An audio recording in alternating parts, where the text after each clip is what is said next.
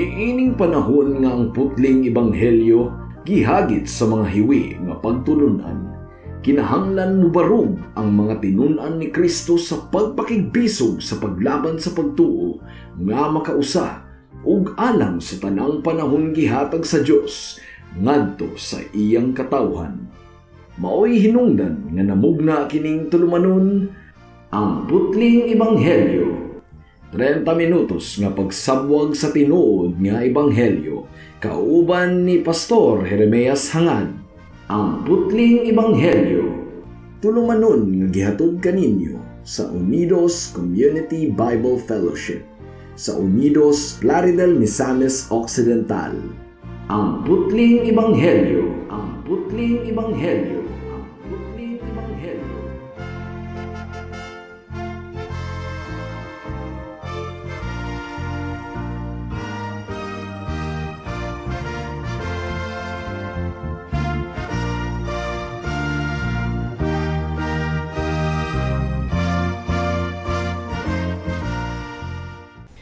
Mayong hapon Unidos, Plaridel, Calamba, Baliangaw, sa Pangdalaga, Rizal, Lupisayna ug kutob sa tanang gidala sa Ginoo sa pagpaminaw niining atong programa nga giuluhan og ang putling ebanghelyo. Sa makausapa kini ang inyong igsuon ug higala sa kahanginan si Pastor Jeremias Lauri Hangad sa Unidos Community Bible Fellowship dinuyugan sa iglesia nga nag-sponsor niining atong programa, ang Salitran Covenant Bible Church sa Barangay Salitran, Dakbayan sa Dasmariñas, probinsya sa Cavite.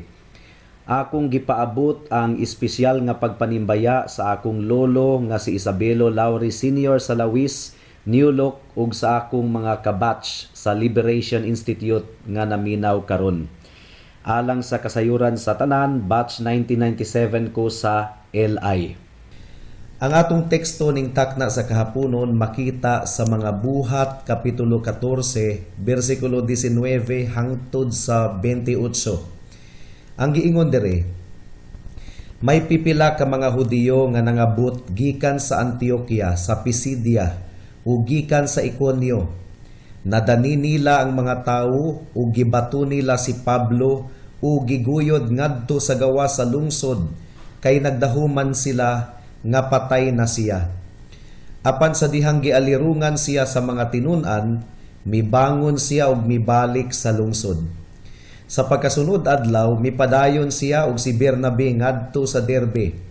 Si Pablo ug si Bernabe nagwali sa maayong balita didto sa Derbe ug daghan ang ilang nakabig ug nahimong mga tinunan.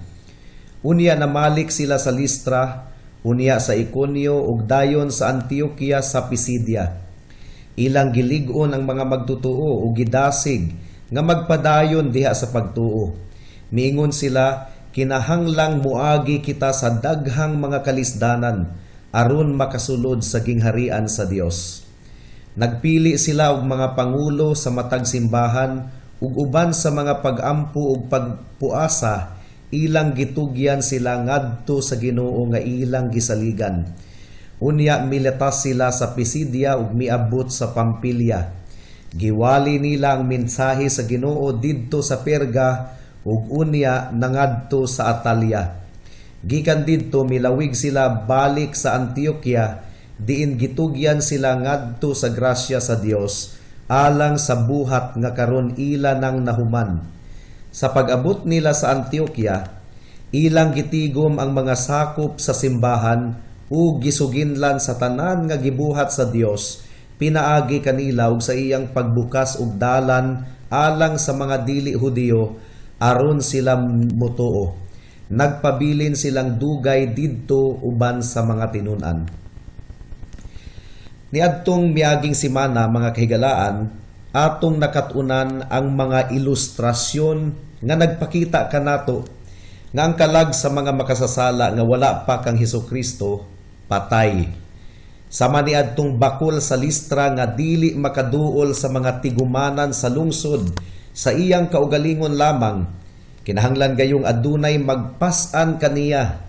Ang mga makasasala usab dili makaduol ngadto kang Hesus sa ilang kaugalingon lamang. Gawas na lang kung ipaduol sila sa Dios Amahan ngadto kang Hesus.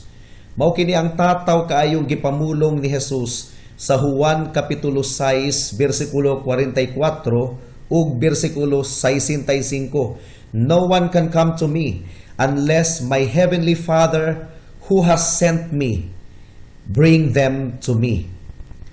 Ug gipamatud-an kini sa kagahi sa ulo ug sa labutan sa mga tawo nga nakasaksi sa milagro nga nahitabo sa pag-ayo sa bakol didto sa Listra. Imbis nga ilhon sa mga tawo didto ang pagka-Dios ni Hesukristo nga gimantala ni Pablo ug ni Bernabe, sila naman hinuon ang gisimba sa mga tawo didto. Ug bisan og gibadlong na sila ni Pablo ug ni Bernabe uban sa pagpasabot nga dili sila Dios kundili tawo lamang nga susama nila, gahi gihapon og ulo ang mga tawo didto. Gihalaran gihapon nila si Pablo ug si Bernabe ug mga padugo nga hinalad. Ug walay kalainan kini sa mga tawo sa tanang henerasyon, mga kahigalaan. Walay kalainan. Bisan karon ang mga tawo taliwala sa pagpasabot nimo kanila sa kamatuoran, magdumili gihapon ang ilang kasing-kasing sa pagdawat sa kamatuoran. Adunay duha ka bahin ang atong pamalandong ning takna sa kahaponon. Una, ang kalainan sa mga karnero ug mga kanding. Ikaduha, ang tinuod nga pagpalig-on sa mga katawhan sa Dios. Ikatulo, ang pagministeryo nga nakasentro sa grasya sa Dios. Mudangat na kita sa unang punto. Ang kalainan sa mga karnero ug mga kanding. Kung atong tutukan og duro ang atong teksto, mga kahigalaan, adunay duha ka mga butang nga klaro kaayo natong maobserbahan. Una, ang mga kaaway sa ebanghelyo dili gayud passive sa ilang pagpakigsangka batok sa mga sulugoon sa Dios.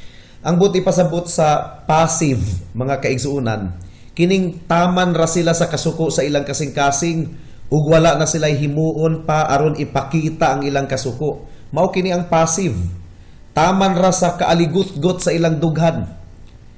Apan ang mga kaaway sa ebanghelyo dili gayud passive. Aktibo hinuon sila sa pagpakigsangka batok sa mga katawhan sa Dios. Liwat gayud sila sa ilang agalon nga mao si Satanas nga gilarawan sa Biblia ingon nga susama sa leon nga nag-agulo ug nangita og tukbunon. Mao kini ang gipakita ni adtong mga Hudiyo nga misunod gayud kang Pablo ug kang Bernabe gikan pa sa Antioquia ug sa Iconium aron hilabtan og dauton ang ministeryo sa pagwali sa ebanghelyo. Ikaduha nga klaro kaayo natong maobserbahan ang mga katawhan dali rapod kaayong mailad. Atong basahon ang bersikulo 19. Ang giingon diri, may pipila ka mga Hudiyo nga nangabot gikan sa Antioquia sa Pisidia ug gikan sa Iconio.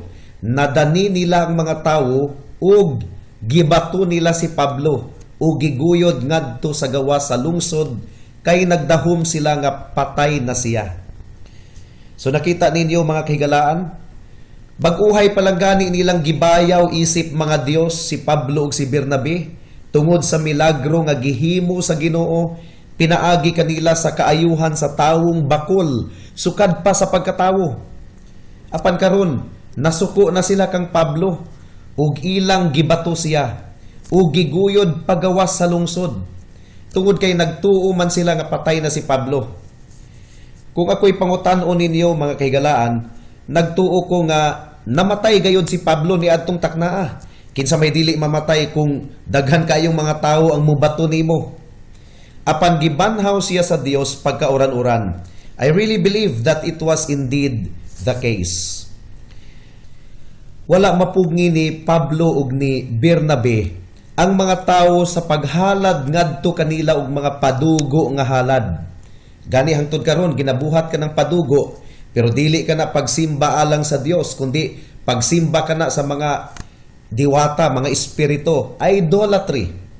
So niining maong sitwasyon, wala mapugni ni Pablo ug ni Bernabe ang mga tawo sa paghalad ngadto kanila og mga padugo nga halad. Apan ang dutayng panon sa mga kaaway sa ebanghelyo, dali ra kaayong nakadani kanila sa pagbato kang Pablo, nga dili palang gani dugay ilang gipakadiyos.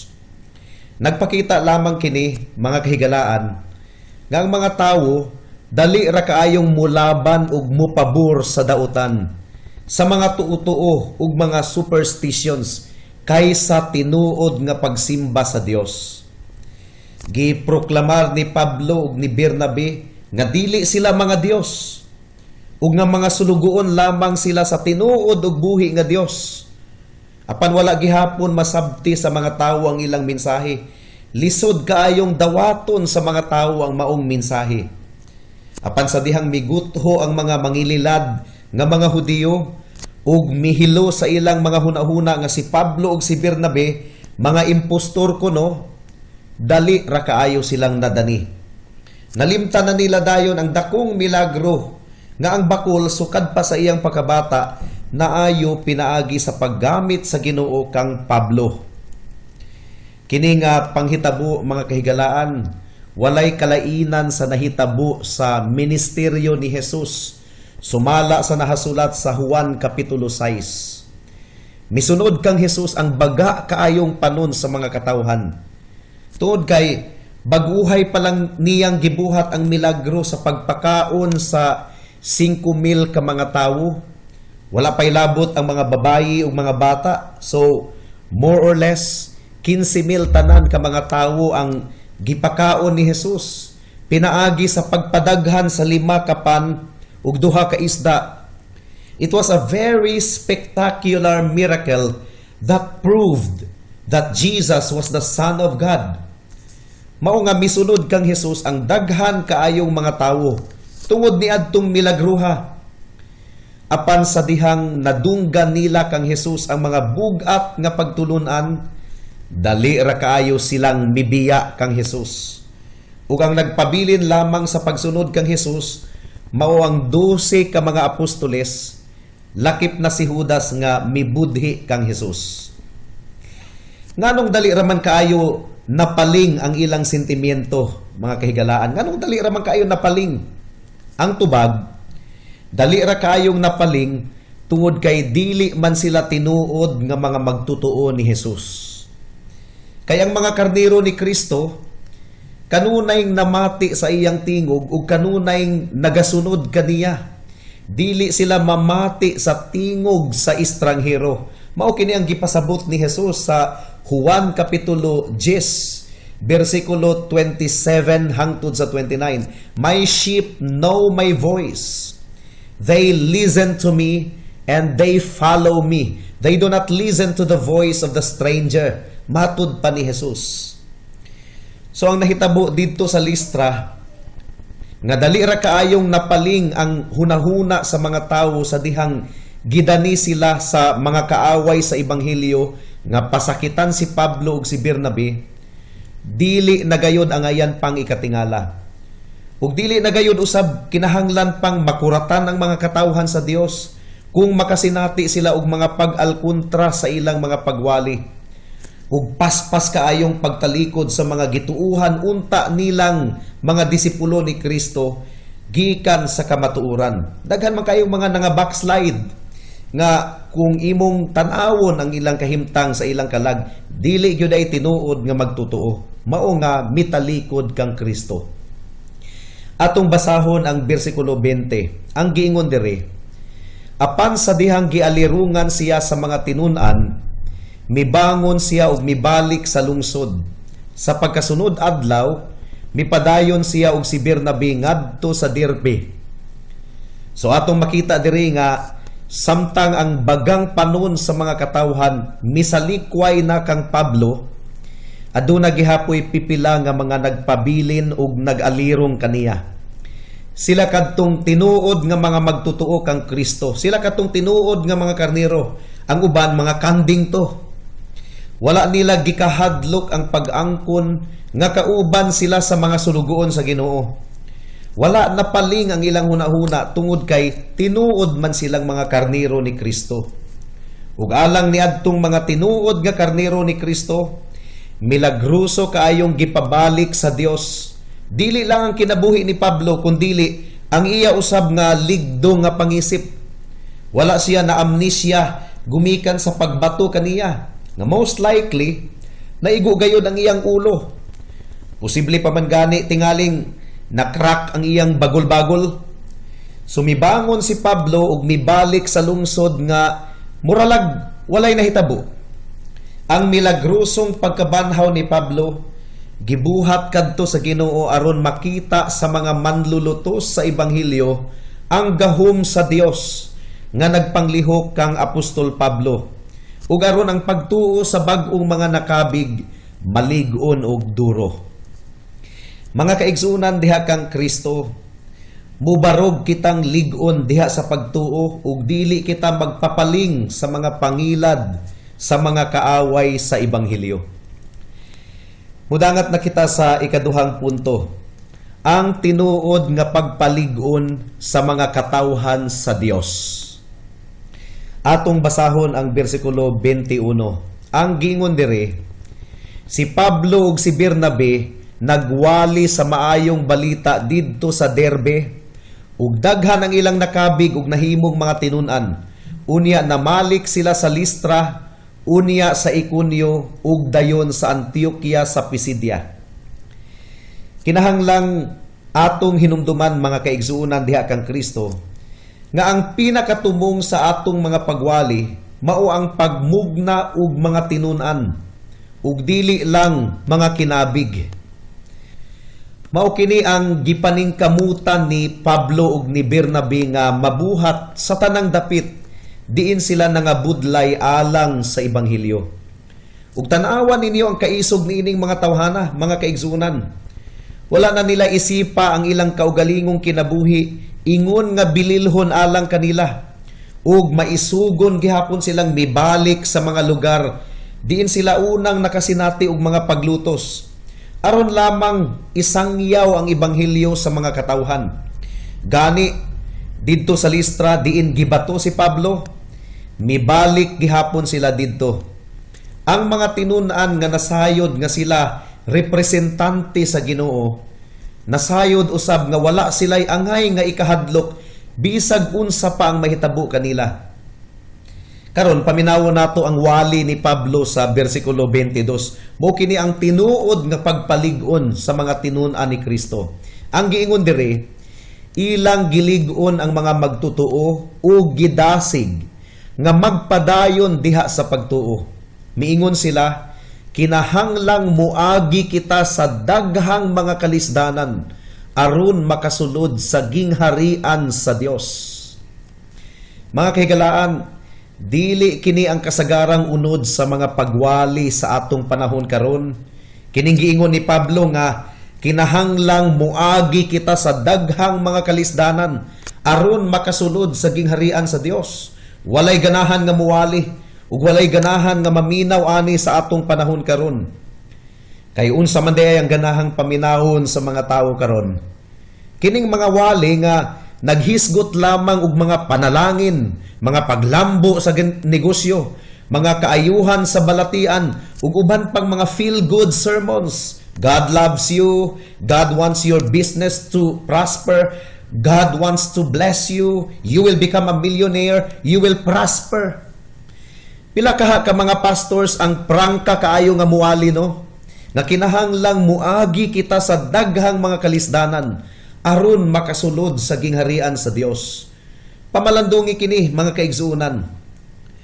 Ang mga matinud-anon nga mga magwalali dili gayud maglipod-lipod sa kamatuoran nga dako gayud kaayo ang bili, dako kaayo ang kantidad sa pagsunod sa atong Ginoong Hesukristo.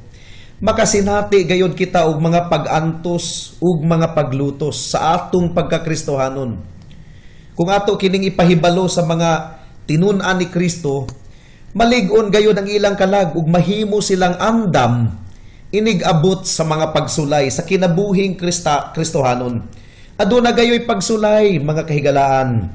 Tungod kay hilabtanon kaayo si Satanas ug kining kalibutana makasasala. ang ilang pagdumot ilang ipunting sa tinuod nga mga katawhan sa Dios. Tinuod, makaplagan lamang diha kang Kristo ang kaluwasan ug kinabuhing dayon. Apan kinahanglang ipahibalo usab nato sa mga katawhan nga masigpit ang dalan padulong sa kinabuhing dayon ug jutay lamang ang nakakaplag niini. Masigpit, gumikan kay daghang mga pagsulay ug mga pag-antos ang atong masinatian sa atong pagsunod kang Kristo. Mao nga ang giingon sa Santiago kapitulo 1 bersikulo 2 hangtod sa 3, mga igsuon, isipa nga bulahan kamo kun ang tanang matang sa pagsulay mo abot kaninyo. Kay nasayod kamo nga ang inyong pagtuo gisulayan lamang aron kamo mahimong malahutayon. So mao kini ang tinuod ug kredible nga pagpalig-on sa mga katawhan sa Dios. Mudangat na kita sa ikatulong punto, ang pagministeryo nga nakasentro sa grasya sa Dios. Atong basahon ang bersikulo 23. Ang giingon diri, nagpili sila og mga pangulo sa matag simbahan ug uban sa mga pag-ampo ug pagpuasa, ilang gitugyan sila ngadto sa Ginoo nga ilang gisaligan. So nagpili si Pablo ug si Bernabe ug mga pastors sa matag simbahan, human sila nagampo ug nagpuasa. Kay ang tinuod lang mga kahigsuonan, ang pag-ordina og mga pastors dili angayng dali-dalion. Kinahanglang ampuan gayud kini og duro, adisir buhaton ang pagpili ug pag-ordina sa mga pastors. Kung klaro na kaayo ang kabubuton sa Ginoo nga tinawag di ay ang usa ka tawo aron mahimong pastor, mahimo na siyang ordinahan. Kung kwalipikado ang mga kalalakihan, mahimo na silang ordinahan. Naka-record man sa Biblia ang mga qualifications para sa pastoral work. Ug itugyan sila ngadto sa Ginoo alang sa buluhaton. Sa ingon nga paagi, atong gipakita nga wala kita nagsalig sa atong kaugalingon kundili sa Dios lamang. Paminawan ninyo ang bersikulo 26. Ang giingon diri, gikan didto milawig sila balik sa Antioquia, diin gitugyan sila ngadto sa grasya sa Dios alang sa buhat nga karon ila nang nahuman. Ang ilhanan sa mga katawhan sa Ginoo, mga kahigalaan, mao ang ilang pagsalig lamang sa grasya sa Ginoo sa matag sitwasyon. Ug kung unsa man ang ilang agi sa ministeryo, abtik gayud silang muhatag sa tanang pagdayig ug pasidungog sa Dios. Tungod kay nasayod man sila nga dili sila makahimo og bisag unsang butang kundili pinaagi sa grasya sa Ginoo lamang.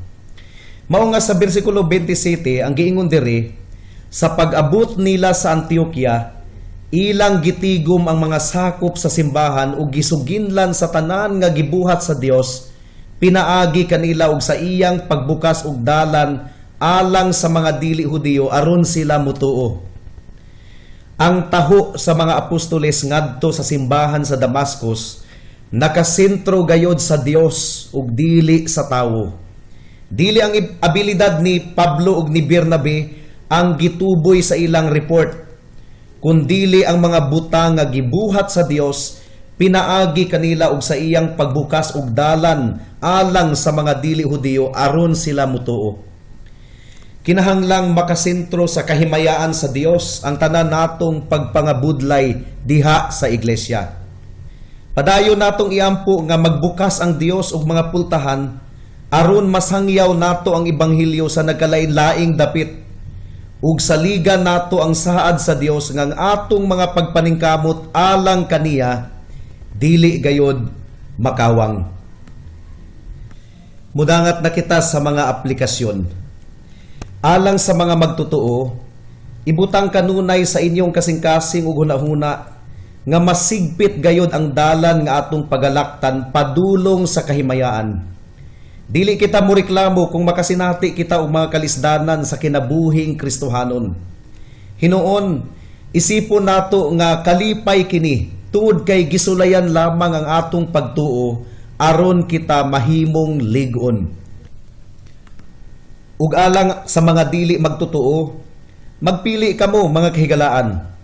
Ang luag nga dalan sa mga kahilayan ug kasalanan, apan ang utlanan niini mao ang kalaglagan, o ang masigpit nga dalan sa mga kalisdanan, pagkabalaan ug paglikay sa kasalanan, apan ang utlanan niini mao ang kinabuhing dayon. Pilia si Kristo higala.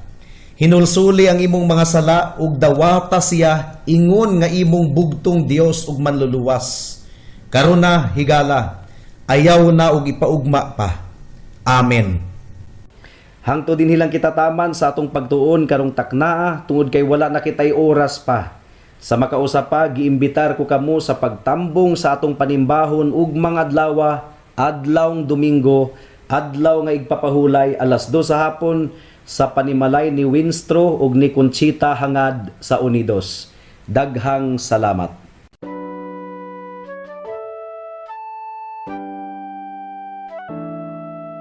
Noon ay bulag ako sa daan ng kaligtasan. Tulad ng marami, nakatuon ako sa sarili. Mabait naman at matulungin at walang kapwang inabuso. Kung kaya't ang tiwala ko, malamang ligtas ako.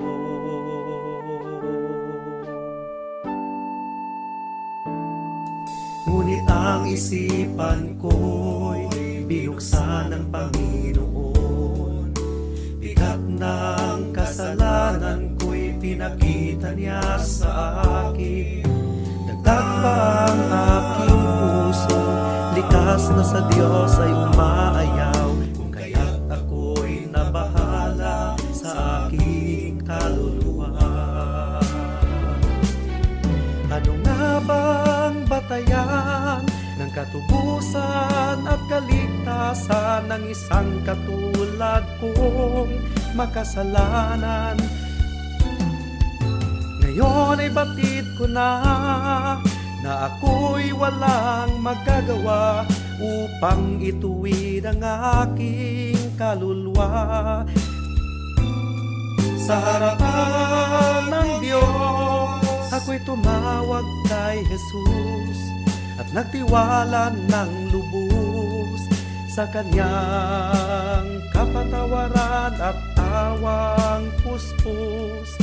Siya lang ang manunubos pagkat siya'y namatay sa krus. Dahil sa aking kasalanan, ang sumpa sa kanya'y binuhos.